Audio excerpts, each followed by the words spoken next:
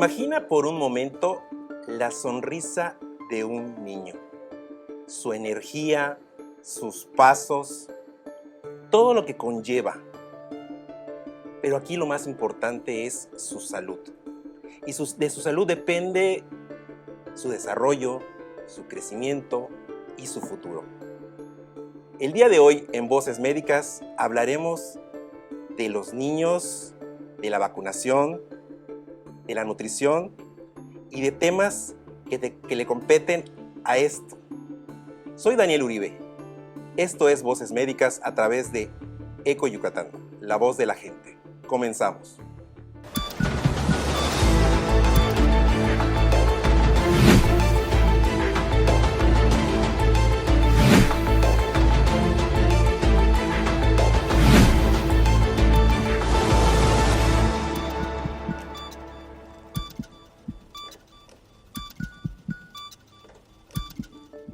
Hola, muy buenas tardes, doctora. ¿Cómo está? Bienvenida. La doctora Ana Gabriela Ayala Germán hace el favor de acompañarnos. Doctora, bienvenida a Voces Médicas. Es un placer para mí tenerla el día de hoy. Además es presidenta del Colegio de Pediatras de Yucatán. ¿Y qué especialidad es? ¿Cómo es su especialidad, doctora? Bueno, yo soy gastroenteróloga pediatra. Mi título es gastroenterología y nutrición pediátrica. Perfecto, doctora. Y para formarse en esa área, aparte de medicina, después, ¿cuántos años hay que estudiar? Son 12 años en total. Son 7 años de medicina general, después son 3 años de pediatría y después 2 años de gastroenterología y nutrición. Toda una vida, ¿no? Sí. La verdad que... Bueno, doctora, pues el día de hoy quisiéramos empezar el podcast hablando de algo que es un tema que está como muy de moda. Yo no sé si esto es algo para alarmarnos, es algo que tenemos que tomar con cautela. El tema del sarampión, doctora. ¿Cómo es la situación del sarampión actualmente, al menos en Yucatán? Yo creo que aquí está muy controlada todavía, afortunadamente. El gobierno y la población actuó de una forma súper oportuna y hemos empezado a hacer fomentar la vacunación, y eso finalmente va a ayudar mucho a que se controle la situación. Hay un brote a nivel nacional que ha ido del norte hacia el sur, porque empezó el brote en Estados Unidos. El primer estado que fue muy afectado fue Chihuahua, ha ido bajando, ahora es Jalisco, y bueno, lo único que nos queda a nosotros es reforzar la vacunación para que esto, digamos, que no se descontrole, ¿no? Finalmente. Entonces, Yucatán está bien, está controlado, pero hay que fomentar la vacunación. Bueno, hemos visto también, no sé, en las redes sociales como un esquemita de sugerencia de vacunación de ciertos grupos de edad. ¿Esto cómo se sugiere o qué es a quién es la principal personas que tienen que vacunarse en este momento? Digo, de forma preventiva, ¿no? Claro, o sea, la población de riesgo son justo los niños. Tenemos el esquema nacional de vacunación de forma habitual, es la primera vacuna a los 12 meses y la segunda a los 18 meses. De hecho, estos ha ido cambiando.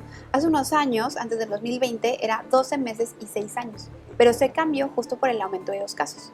Ahora, durante este nuevo brote, el gobierno de nuestro país lo que instauró es algo que se llama vacunación cero. Es esta población de 6 meses a 1 año, se aplica una vacuna y es una vacuna que no cuenta en el esquema nacional, entonces sería vacunación cero de 6 a 12 meses, después una vacuna a los 12 meses y otra vacuna a los 18 meses. Todos tenemos que tener 2 vacunas contra sarampión y eso nos va a ayudar a evitar la propagación. Nosotros como adultos también tenemos que tener esas 2 vacunas. Si tu mamá te vacunó cuando eras chiquito, tienes la vacunación completa. Y eso es lo único que hay que tomar en cuenta, ¿no? Si tu mamá te vacunó cuando estabas chico, no hay necesidad de reforzar, no hay que preocuparse, ¿no? No, pero igual si tienes dudas, es decir, no encuentro mi cartilla, mi mamá no se acuerda, te puedes volver a vacunar y no pasa absolutamente nada. Ese es un muy buen punto, ¿no? Ese es un muy buen punto. ¿Y la vacuna, hay en la privada, solo en el gobierno, hay en todo lado? Actualmente solo hay en medicina pública la vacuna. O sea, hasta hace unos meses sí había en la medicina privada, pero justo cuando empezó este brote, la verdad es que la medicina pública fue quien acaparó los lotes, pero hay muy buena cobertura, ¿no? Yo trabajo en la UMAE, ahí tenemos vacunación disponible para toda la población. Hay que recordar que la vacunación es universal. Entonces no importa, en teoría, si tienes IMSS o ISSSTE, puedes ir y te tienen que vacunar. y no me van a decir nada si yo digo, no me acuerdo, o sea, no me acuerdo porque yo llego y no me acuerdo si me vacunaron, yo llego y me van a vacunar. Así es. Pues eso es muy importante que el auditorio lo sepa. Si usted tiene algún problema con esto y no se acuerda, la doctora nos está informando de que podemos acudir a nuestra unidad de medicina, ya sea de hospital, cualquier lugar, y nos van a vacunar. Pues doctora, esa es una excelente noticia y sobre todo para calmar las noticias que hay, que pues, yo creo que son alarmantes, ¿no? Porque sí hemos visto así como constantemente, parecía que a la gente le gustan las malas noticias, ¿no? Sí. Y no se trata de eso. Doctora, y bueno, en cuanto a esto, pues creo que es algo que la gente va despejando esta duda. Pero quisiéramos pasar también a otro tema que es importante, hablando de la niñez, de esto de la salud. Vamos por épocas, ¿no? Ahorita estamos en plena etapa invernal, ha habido cambios de clima. Normalmente mucha gente dice en Yucatán, no hace frío comparado con otros lugares, pero recuerda que aquí en Yucatán hace heladez, ¿no? Sí. Se siente la heladez, y esto es muy importante porque ya ve que inclusive en los últimos 15 días previos el gobierno modificó la entrada a las escuelas. Sí, y también alrededor de las enfermedades respiratorias hay muchos mitos, ¿no? O sea, de que por favor no el frío me enferma. Sí, o que no andes descalzo. Y ese tipo. Entonces esas cosas nos gustaría puntualmente que nos recordara cuáles son mitos y cuáles sí son realidades para cuidarse en esta temporada, sobre todo con los niños más pequeños. O sea, lo primero es que sí tenemos mayor circulación de virus respiratorios en esta época, eso es seguro, pero ni el frío te enferma ni estar descalzo, ¿no? ¿Qué te enferma? Que finalmente hace frío, tú cierras tus ambientes y eso impide la buena circulación del aire. Eso hace que se estanque el aire y que haya mayor propagación, ¿no? Primera. Y segunda también, pues que estamos más reunidos, ¿no? Navidad, Año Nuevo, Reyes y demás, y eso hace que la gente se conglomere y eso permite a que haya mayor propagación de enfermedades respiratorias. Pero realmente el frío no te enferma, lo que te enferma es no usar cubrebocas, no estar vacunado, no tener estornudo de etiqueta, y si tú tienes alguna infección respiratoria, pues estar conviviendo con tus pares, ¿no? Eso es lo que te enferma. Pero realmente el frío no enferma. Sí, porque todo el tiempo decimos, ¿no? Es que el frío me enfermó. Sí, ¿no? Y no, bueno, es parte de, pero no es realmente la... Sí, como que la causal. Y también algo muy importante es que mucha gente asocia la vacunación contra influenza con que les da influenza. Y eso también es muy falso. Oye, sí, es un mito, ¿eh? Sí. O a lo mejor porque te iba a dar, ¿no? Exacto, o sea, tú ya estabas incubando el virus, te pones la vacuna, te hace cierta inmunosupresión porque pues es una vacuna y te da el virus. La vacuna contra influenza es una vacuna que no es el virus como tal, es una vacuna atenuada, es decir, no te estás poniendo el virus o la bacteria si fuese el caso. Entonces tampoco te enferma la vacuna contra influenza, ¿no? Eso es algo muy importante. No, sumamente importante porque yo sí he escuchado muchas historias de alrededor, porque pues como sabes, soy representante médico y de repente dice, no te vais a poner la vacuna de influenza porque seguro te va a dar influenza. Y digo, ¿cómo no me la voy a poner? O sea, no es que a fulanito de tal o a sotanito, dice historias ahí de gente que si el primo, que si la tía, que si la... Y es algo que no es real. Claro. Si usted tiene que vacunarse de influenza, vaya.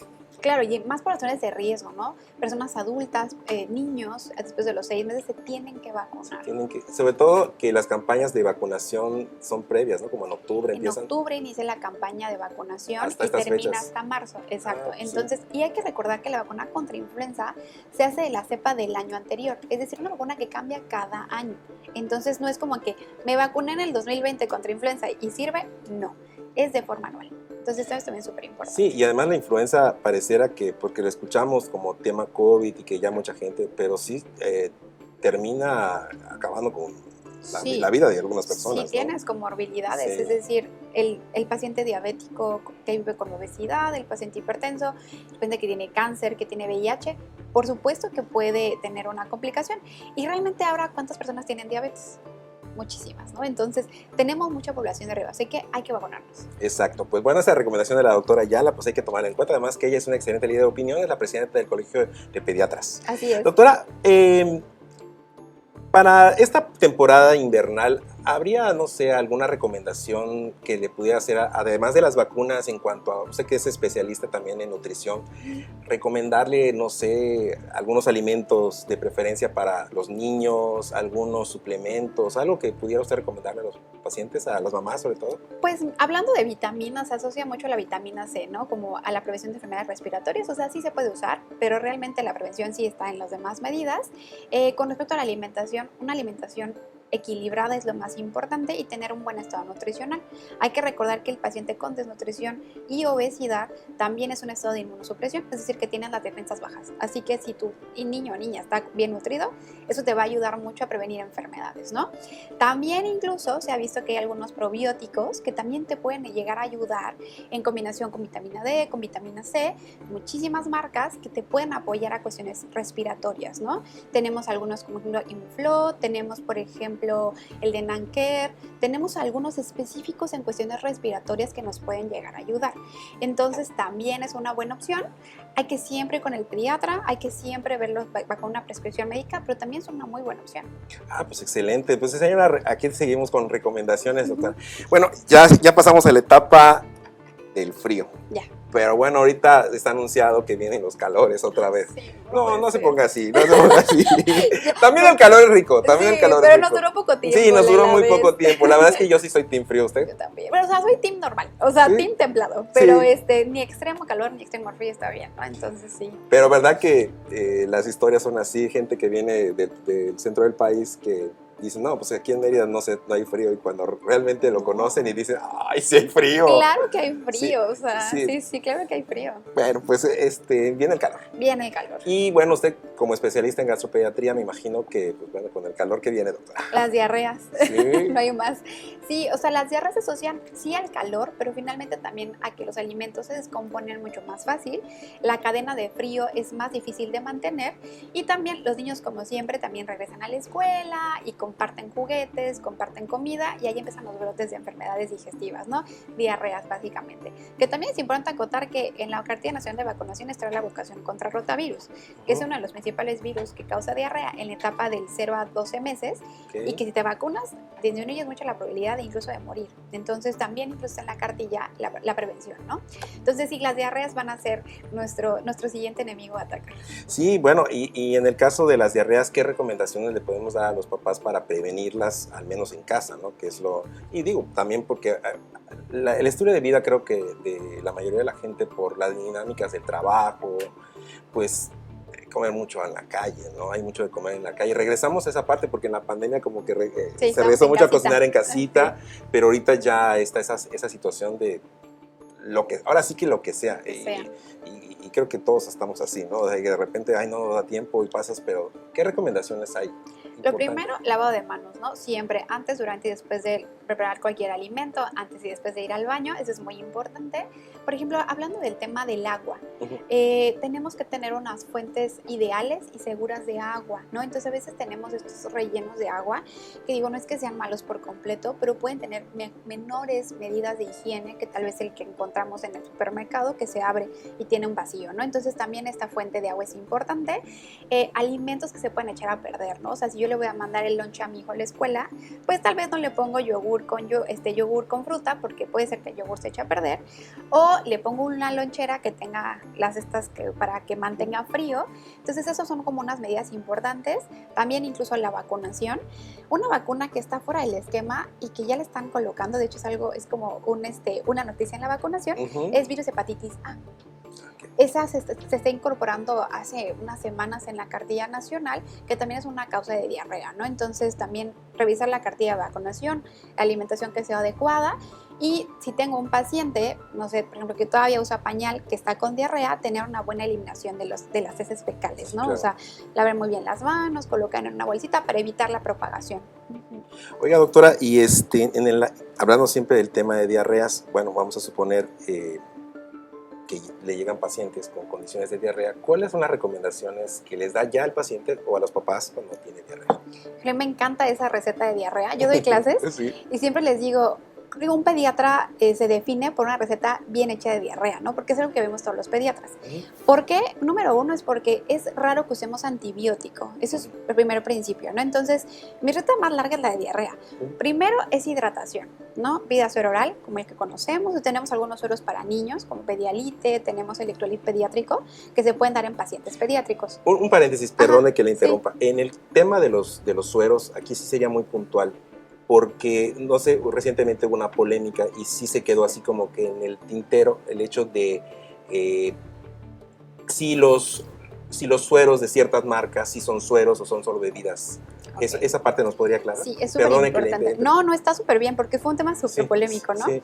O sea, hay varios sueros que son para pediátricos. Uno es Pedialite, que son SR30, SR45 y SR60.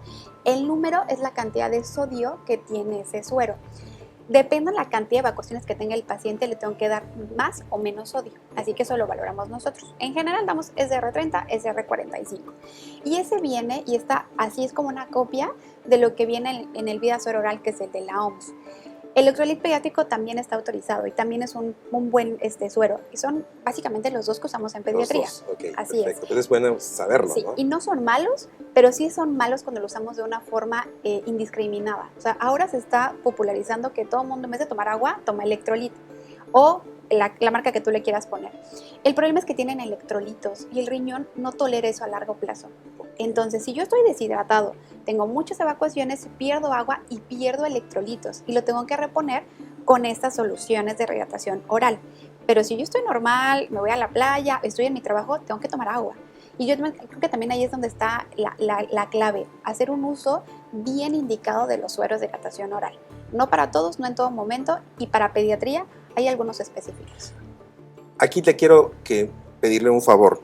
Este programa, pues obviamente Eco Yucatán se ve a través de redes sociales, pero se ve en toda la península y hay lugares donde no hay médicos gastropediatras, ¿no? Entonces, yo creo que siempre, en el sentido estricto de la palabra, lo que usted habla de la hidratación en un proceso de diarrea, sobre todo en niños pequeños, es lo que nos da mayor posibilidades de éxito, ¿no? En el manejo de la diarrea.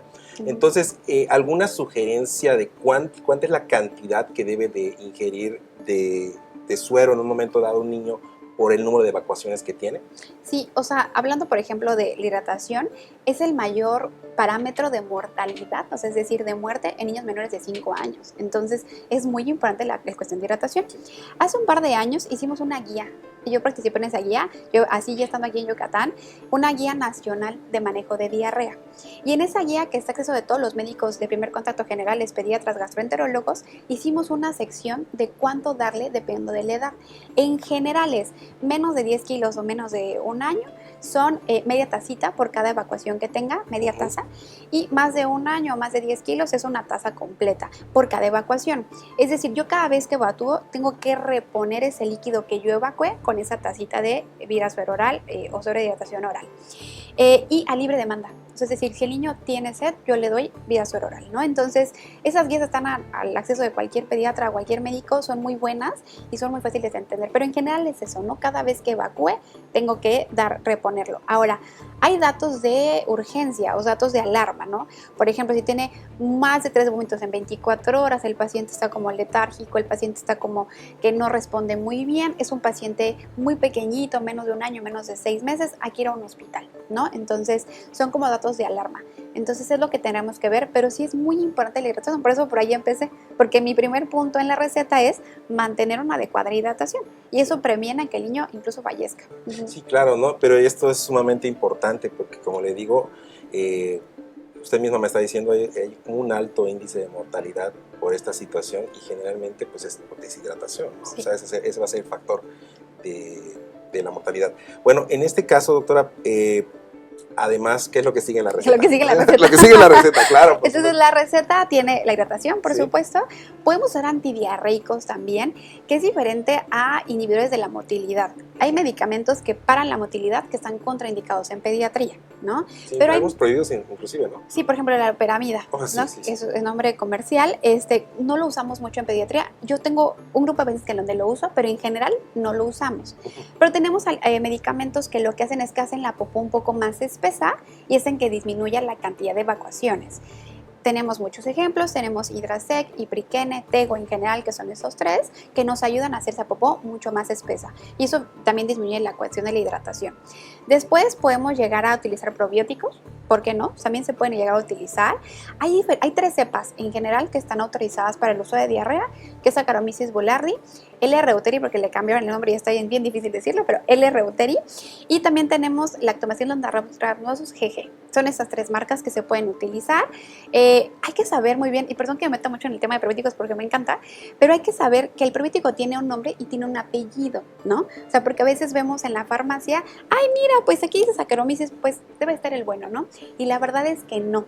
Tenemos que ver que tenga esa cepa o ese número de identificación del probiótico. Entonces, digo así, ¿puedo decir marca? Sí, dígalo. Bueno. Entonces, por ejemplo, Saccharomyces boulardii tenemos Floratil, súper buena, que es la cepa que está reconocida. L. reuteri tenemos Biogaya, Nanker, y L. rhamnosus G tenemos Probiolog GG. Esas 3 cepas están autorizadas y tienen evidencia científica que para el uso de diarrea. Yo sí las uso, tal vez en pacientes específicos, pero sí las uso y la verdad es que mejoran mucho los pacientes. ¿Qué más podemos utilizar? Zinc. El zinc es un micronutriente que lo que hace es que le da de comer a la célula intestinal y hace que se restaure de una forma mucho más rápida. Y eso ayuda a que disminuyan de una forma más rápida los síntomas. Y por último, y es algo medular en el tratamiento, es la dieta. ¿Qué pasa? O sea, llega el paciente y me dice, doctora, su tratamiento no funcionó. Y yo, pero ¿cómo que no funcionó? Bueno, ¿qué comí ayer?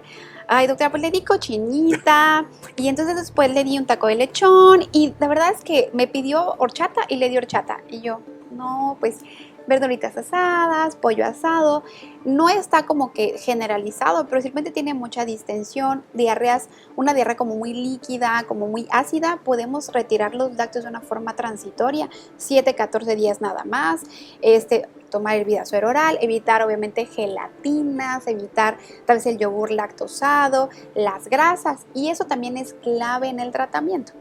Oiga, doctora, ¿y si el bebé, por ejemplo, tiene que tomar leche, porque es un bebé, Fórmula. una fórmula, en un momento dado hay algo por hacer? O sea, Sí. ¿se le suspende la leche completamente? No. Bueno, primero es el escenario del niño que toma leche materna. La leche materna tiene que continuar, o sea, Okay. sí o sí. La leche materna, bueno, podemos hablar de leche materna Sí. 2 horas, tiene probióticos, tiene prebióticos y eso va a ayudar a que el niño mejore en síntomas de diarrea. De hecho, la lactancia materna, uno de sus miles de cosas benéficas es que previene los eventos de diarrea. Okay, sí. Ahora, si el paciente está alimentado con fórmula infantil y yo tengo la sospecha de que tiene una intolerancia importante a la lactosa, le puedo dar una fórmula sin lactosa, de una forma transitoria, 7-14 días y después la vuelve a incorporar. Y la verdad es que también les va súper bien. Y en niños más grandes, agua de arroz que nos daban las mamás, súper útil, yo la súper uso. En niños grandes, ¿no? Que ya no tienen como tal una fórmula infantil y que ya son niños, no sé, 7-8 años, les doy agua de arroz y funciona súper bien. Funciona muy bien. Sí, súper bien. Entonces, esa es como la receta completa, ya. Sí, pero eso que usted dice, a final de cuentas, es súper básico. Papás, no le vayan a dar una torta de cochinita a sus hijos, por favor. Sí. y suena como chiste, ¿no? Pero la verdad es que sí pasa. Claro, y eso hace que no funcione el tratamiento, ¿no? Y es suero, no refresco de cola ni de sabor, porque... Ay, y jugo. Y jugos. El jugo artificial tiene sorbitol y esa es una molécula que hace que tengamos mayor cantidad de diarrea. Entonces los jugos no son buenos, ¿no? O sea, el jugo artificial. Y el jugo natural, yo tengo como un tema con el jugo natural, porque, a ver, ¿cuántas naranjas usas para hacer un jugo? Depende, ¿no? O sea, pero sí bastante. ¿Cuántas? ¿3, 4? Unas 4 o 5, ¿no? 4 o 5. ¿Y cuántas te comes si te comes una naranja en cajitos? Una. Entonces, la cantidad de azúcar que nos da un jugo natural es muchísimo mayor que una naranja. ¿Y qué tiene la naranja que no tiene el jugo? ¿Qué le estamos quitando a la naranja? Bueno, pues básicamente... Como que el gabacito, sí. Y eso tiene fibra. Entonces, fibra, eso. Exacto. Entonces, por eso no me encantan los jugos naturales, ni siquiera los naturales, y bueno, menos en la diarrea, ¿no? También, porque finalmente pueden hacer que tengamos mayor cantidad de diarrea. Oiga, doctora, y hablando de la nutrición, que aprovechando que usted es experta en este tema, ¿qué sugerencias se le puede dar a los niños? Digo, ya terminamos con la parte de las diarreas. Ya perdón, sí, es que me emociona tenerla aquí. Sabemos que hay un grupo de niños. Yo en alguna ocasión a mis hijos, ya están grandes mis hijos, pero en su momento como que no quieren comer verduras. ¿Hay algún tipo de sugerencias? Porque también he entendido que ciertas verduras pues no se pueden tampoco sobrecocer o hacerle ciertas cosas porque pierden sus propiedades, ¿no? Entonces, no sé, usted como qué consejos o qué sugerencias le puede dar a los papás que tienen niños así. Ok, entonces de las verduras, digo, si vamos por ejemplo al momento de la alimentación complementaria, las verduras se tienen que hacer al vapor y no cocerlas, como que al fuego. Porque después de 10 minutos la verdura pierde vitaminas y lo hacemos directo al fuego, o sea, hervirlas. Así que lo ideal es ponerlas al vapor. Y eso finalmente disminuye esa pérdida de vitaminas, ¿no? Ahora, las verduras, yo creo que la clave para que los niños acepten las verduras es, digamos que darlas desde el periodo en el que inician alimentación complementaria y darlas de una forma diferente, hay que combinarlas de una forma, por ejemplo, con diferentes alimentos, diferentes texturas, diferentes presentaciones, y allí empieza la clave, en la alimentación complementaria. Yo soy súper fan de la alimentación complementaria, es un momento muy importante en muchos términos nutricionales, en microbiota e incluso en la alimentación complementaria, y ahí inicia la aceptación de los alimentos. Específicamente la alimentación complementaria es cuando ya es la primera, después de la lactancia. Así es, o sea, a los 6 meses. A los 6 meses, en promedio, que bueno, ahí también es todo un tema porque puede ser de los 4 hasta los 6, pero en general es a los 6 meses en nuestro país. ¿Y por qué digo a los 6 meses? Porque eso permite una mayor cantidad de leche materna, si está con leche materna exclusiva, ahí iniciamos la alimentación, ¿no? Que es la típico inicio con papillas, ¿no? Entonces ahí empezamos la alimentación y lo que se sugiere incluso es empezar con esos alimentos que no son tan agradables, ¿no? Hace poco en una charla de alimentación complementaria les explicaba que el sabor amargo de las verduras lo tenemos en la naturaleza como aversión, es algo natural, es algo como muy, digamos que de cuando éramos nuestros ancestros, porque en la naturaleza lo que es amargo es algo que nos hace daño, ¿no? O sea, comían esas bayas y así, estaban amargas y había cierto rechazo. Entonces, de forma natural, el bebé tiene rechazo al amargo y tiene mejor aceptación de lo salado y lo dulce. Entonces, ahí es donde tenemos que empezar a dar alimentos que no son, digamos que, tan dulces, tan salados para que lo acepte. Y entonces la introducción repetida, constante de las verduras en este periodo va a traerte lo más probable éxito en las siguientes etapas de la vida. Pues qué interesante, ¿no? Pero esto de cocer las verduras al vapor es sumamente importante saberlo, porque yo me acuerdo que generalmente te hacen los caldos de verduras, ¿no? Y pues, ya la verdura pierde todo. Pero sí te decían, ¿no? Que se quedaba en el caldo, ¿o no es así? No. No. Y aparte justo, mira, hablando de los caldos, algo súper específico de los caldos es que en los niños menores de 2 años, ideal, incluso más de niños menores de 1 año, no se sugiere dar caldos. Sí, porque el caldo, o sea, el agua pues es agua, nada más. Entonces lo ideal es no dar caldos. Y tú vas a dar un caldo a un niño mayor de 1 año, del plato 3/4 tiene que ser comida y 1/4 tiene que ser agua, para que no se vaya toda la parte del nutriente en el agua, ¿no? O sea, para que no pierdas, digamos, que esa capacidad de tu estómago, porque siempre digo que el estómago es como una tacita y que tú decides cómo llenarla, y si la llenas con un caldo, pues no tiene nada nutricional y pues no se queda en el caldo definitivamente. No, doctora, pero la verdad es que ahorita nos acaba usted de aclarar un panorama, porque yo le puedo decir que crecí con caldos y sí me acuerdo que tu caldito de pescado, pero a final de cuentas casi no comías, aunque sea el caldito te decían. Ajá. Y eso es sumamente importante saberlo porque pues, el caldo no tiene nutriente. Sí, así es, o sea, el caldo no tiene ningún tipo de nutriente. Y bueno, también recordar que a niños menores de 1 año no hay que poner ningún tipo de especias a los alimentos para que no se modifique el sabor y con eso acepten los alimentos como son, ¿no? O sea, con el sabor natural. No, y además creo que puede haber estrategias también para el platito, ¿no? O sea, por ejemplo, no sé, hacer estrellitas a las zanahorias. ¿Sí? Digo, a veces hay mamás que ¿verdad? Sí, ahora está súper de moda, que la verdad es que está súper bien, pero yo creo que la clave es la integración persistente y de los alimentos, ¿no? Yo tengo muchos pacientes que les dan una vez brócoli y es como, no le gustó, no, pues sigue insistiendo, ¿no? Dale en diferente presentación, en diferente combinación, en diferente textura, en diferente cocción, y eso ayuda a que los niños acepten los alimentos, definitivamente. Pues son excelentes sugerencias, ¿no? Para este tipo de casos. Doctora, y como gastropediatra, ¿qué es lo más común o qué tipo de pacientes le llegan más en Yucatán? Ok, pues yo como siempre digo, los pediatras vemos un rango de edad muy grande. Yo veo de que nacen 0 días hasta que tienen 18 años. Así que yo te puedo responder esa pregunta dependiendo del grupo de la edad. Yo como gastroenteróloga pediatra de 0 a 8 o 9 meses lo que veo es cólico infantil, esto de que lloran, no dejan de llorar, regurgitación, que es cuando los niños sacan la lechita o reflujo, algo que se llama disquesia, que es esta como complicación para hacer popó, que es algo completamente normal en el desarrollo, y de ahí me voy a las enfermedades, ¿no? Por ejemplo, alergia a la proteína de la leche de la vaca, que es cuando tienen alergia finalmente la proteína de la vaca. En general es como lo que vemos en esta etapa de la vida, ¿no? Después de los 6 meses, pues alimentación complementaria, que nosotros adaptamos muchas asesorías de alimentación.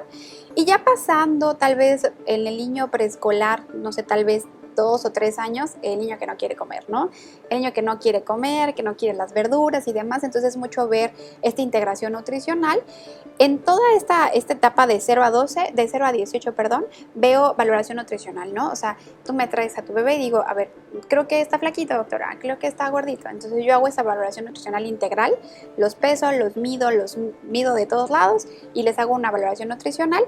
Y ya en edades más grandes, pues veo, por ejemplo, dolor abdominal, que les duele la pancita, enfermedad por reflujo en niños adolescentes y pues bueno, hay más enfermedades, ¿no? Porque también vemos hígado, también vemos páncreas, entonces también vimos otras enfermedades y cuestiones nutricionales. Entonces, sí es muy amplio nuestro portafolio de enfermedades. Y en los niños, ¿hay enfermedades como síndrome de intestino irritable ya? Sí, de hecho ya está catalogado en las clasificaciones, o sea, hay, por ejemplo, hablando de intestino irritable, pues es un trastorno que ahora se llama del eje intestino-cerebro, que son esta interacción que tiene el cerebro con el intestino, y son enfermedades súper comunes en adolescentes, ¿no? Tenemos el niño que se distiende, que le duele la pancita, y podemos tener 3, digamos que variantes de la defecación. El niño que hace diarrea, el niño que se estriñe y el niño que integra entre diarrea y estreñimiento. Como mixto, ¿no? Como mixto, cada vez es más común, más común en ¿Y a pequeños partir de qué adolescentes. edad lo empiezan a ver? Pues yo te puedo decir que hace unos años era a partir de la adolescencia, pero cada vez me llegan, y puedo decirlo, niñas más pequeñas. Y yo creo que la parte de las redes sociales, la presión social, da muchos efectos a nivel intestinal por esa conexión que tenemos con el cerebro. Entonces, me es muy común, niño o niña, pero más niña adolescente, súper estudiosa, que le echa 1000 ganas, que llega con dolor abdominal.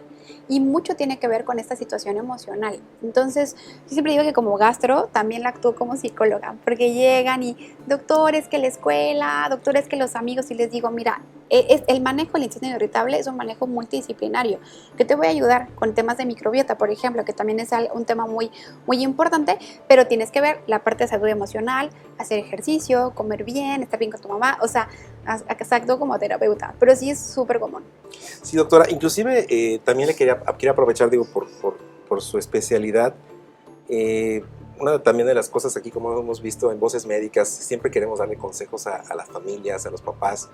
Y bueno, ahorita también está muy en boga, porque hablábamos al principio de las comidas que sean rápidas, pero ¿qué opinión tiene usted de todos los alimentos que conseguimos en las tiendas esas de las tarjetitas, ¿no? Donde tienes que pagar para entrar y además están los grandes refrigeradores con productos congelados? ¿Qué opinión tiene usted como experta en nutrición respecto al valor que puedan aportar a alimentarse con esos productos? O sea, yo creo que hay que actualmente evitar los productos ultraprocesados, ¿no? Que son estos productos que tienen un procesamiento muy importante.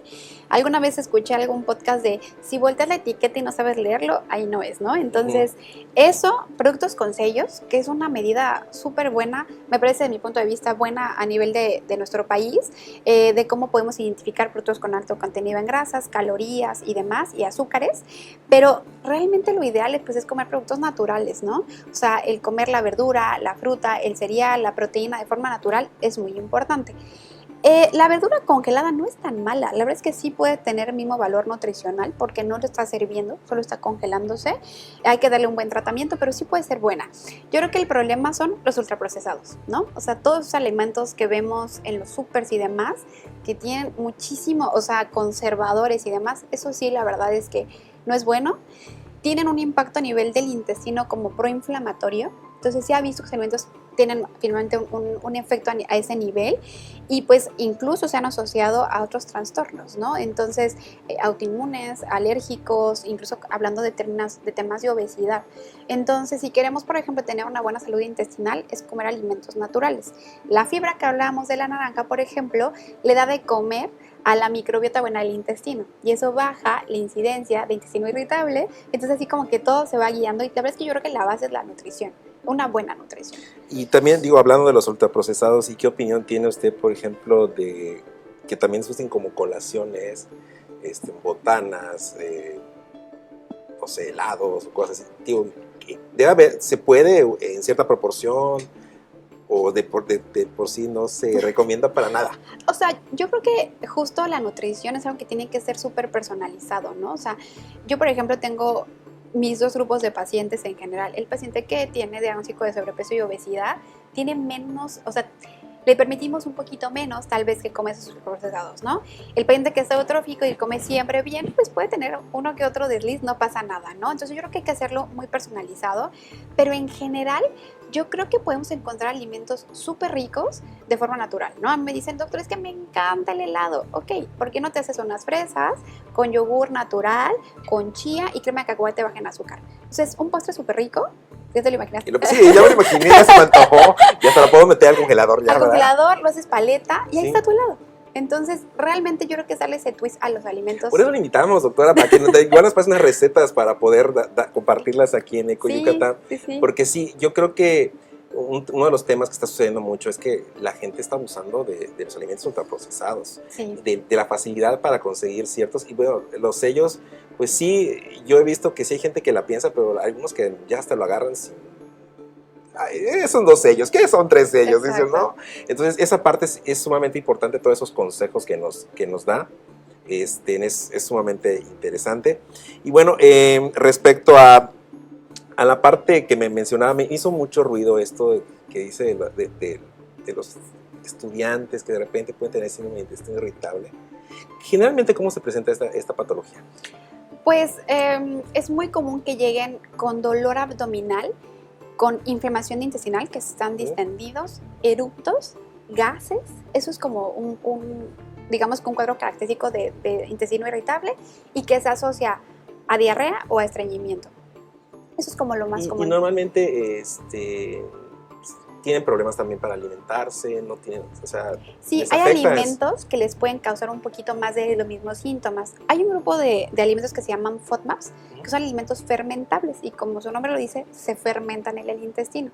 Al causar dolor, tiene que salir por algún lado ese gas y sale en forma de eructo o forma de gas, ¿no? O sea, de flatulencias.